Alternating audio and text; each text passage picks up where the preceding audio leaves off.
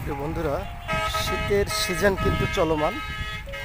চারিদিকে একটা শুষ্কতা কাজ করছে, আর এর মধ্যে দিয়ে কিন্তু আখের যে ফলন, আখের যে হারভেস্টিং টাইম কিন্তু শুরু হয়েছে। তো যার কারণে এই যে দেখুন, এই আমি যেখানে হেঁটে বেড়াচ্ছি এখানেও আখের ক্ষেত ছিল, কিন্তু এখন আর নাই। কিছুদিনের মধ্যে এই ক্ষেত এবং পাশের সকল ক্ষেতই কিন্তু আখের হারভেস্টিং হয়ে যাবে।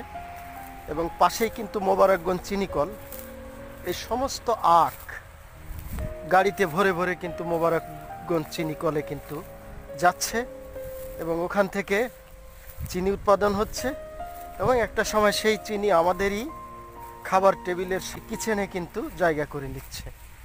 এই যে দেখুন, কিছুদিন পরে হয়তো এখানেই ধানের আবাদ হবে।